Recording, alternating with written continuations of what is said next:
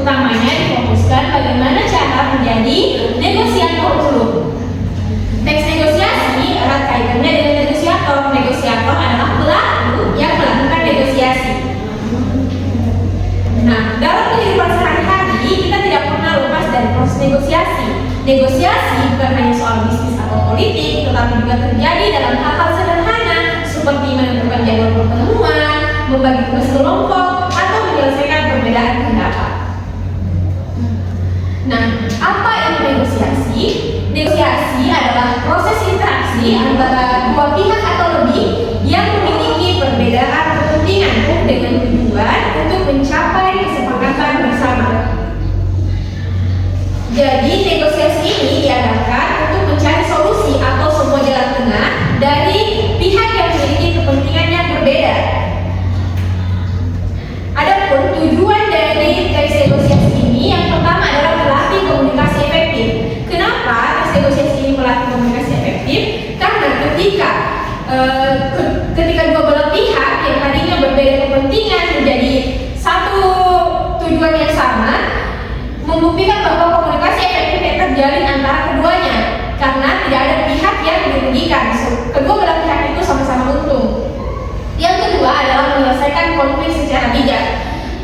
Pertentangan bisa saja memicu konflik, karena ini dihadirkan sebuah negosiasi. Dengan dihadirkannya negosiasi, konflik yang tadinya timbul di antara dua belah pihak dapat terselesaikan. Yang ketiga adalah menggunakan strategi win-win. Win-win artinya menang dan menang.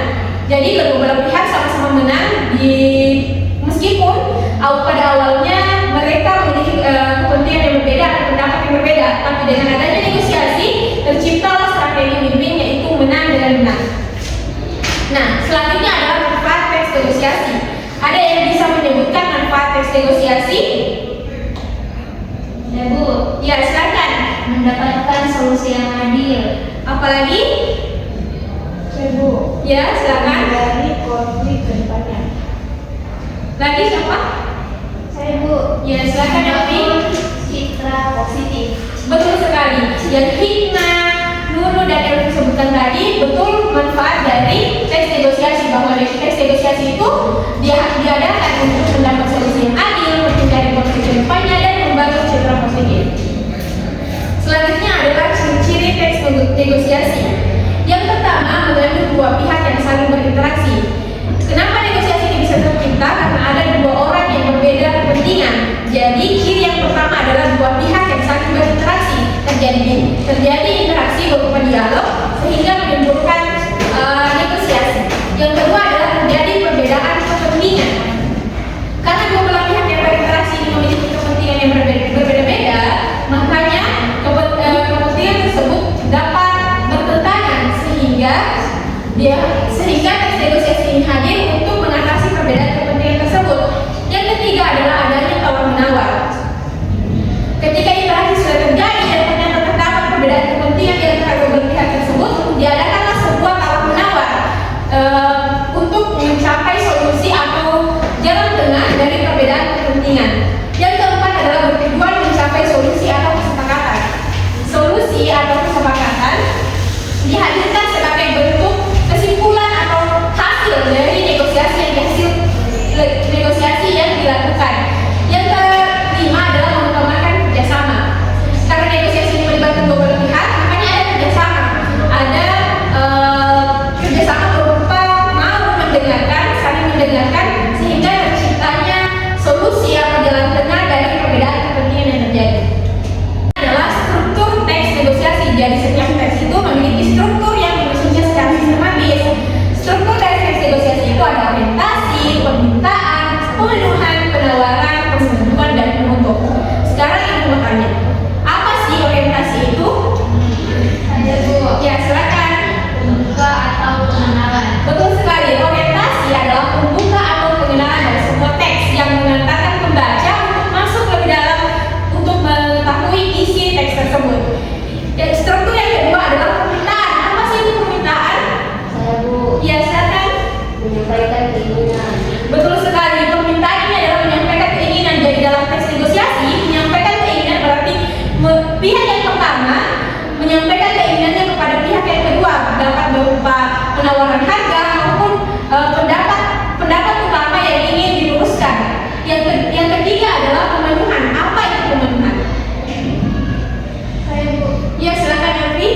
pihak lain yang merespon. Betul sekali. Jadi pemenuhan dalam struktur teks negosiasi di bagian pemenuhan, pihak lain merespons. Terdapat pihak lain ketika pihak yang pertama tadi sudah menyampaikan keinginan, pihak yang kedua memberikan respons dari keinginan yang diajukan oleh pihak yang pertama. Struktur yang keempat adalah penawaran. Apa itu penawaran? Ya, silakan Nuno. Proses tawar menawar, Bu. Betul sekali. Jadi ini karena ini merupakan struktur, jadi prosesnya sistematis. Setelah pihak yang pertama tadi menyampaikan keinginan, pihak yang kedua memberikan respons. Yang ketiga, struktur yang selanjutnya adalah proses tawar menawar. Karena dua belah pihak ini telah berinteraksi, terjadilah proses tawar menawar karena dua belah pihak ini bisa saja memiliki kepentingan yang berbeda. Makanya dilakukan proses tawar menawar pada bagian struktur penawaran. Selanjutnya adalah persetujuan. Apa itu persetujuan dalam teks negosiasi? Saya, Bu. Ya, silakan. Tercapainya kesepakatan. Betul sekali.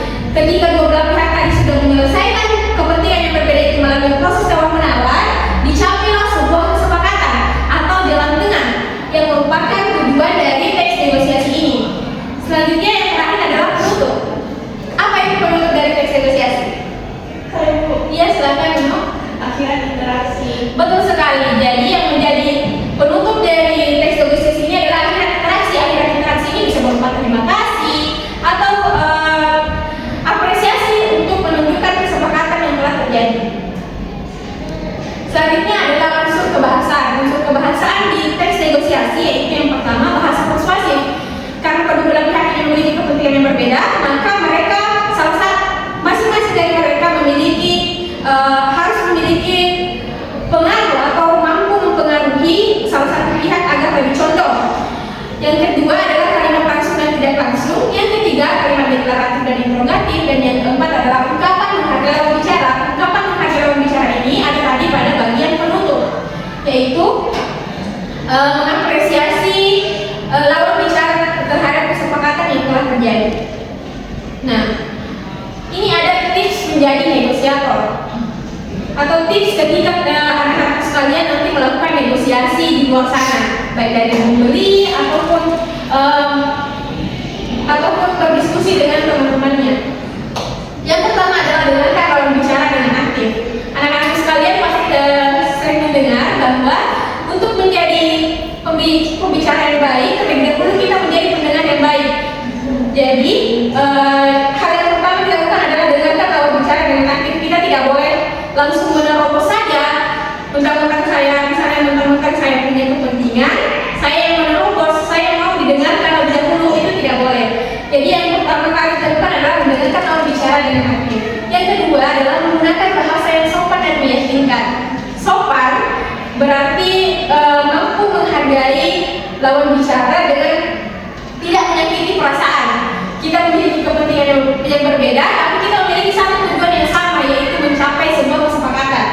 Yang ketiga adalah jangan mementingkan diri sendiri. Yang keempat, mencari solusi yang menguntungkan kedua belah pihak, tidak berat sebelah, jadi tidak ada pihak yang dirugikan. Dan fokus pada kesepakatan, bukan menang atau kalah. Selanjutnya adalah contoh teks negosiasi. Ibu butuh dua orang yang membacakan teks ini. Satu berperan sebagai pembeli dan satu berperan sebagai penjual. Siapa yang bersedia? Elvi? Saya pembeli. Ya, penjualnya siapa? Hikmah?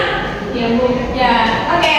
Bisa berdiri, Elvi dan Hikmah bisa berdiri membacakan agar teman-temannya dapat mendengar dengan jelas. Contoh dari teks negosiasi. Selamat siang, Kak. Sepatu ini masih tersedia? Selamat siang. Iya, masih ada. Saya tertarik dengan sepatu ini. Harganya berapa ya? Harganya 350.000. Kalau saya beli hari ini, apakah bisa mendapat potongan harga? Bisa saja. Biasanya kami beri diskon sedikit. Bagaimana kalau 300.000? Soalnya saya lihat model ini juga ada toko lain dengan harga yang lebih rendah. Kalau 300.000 terlalu rendah, saya bisa kasih harga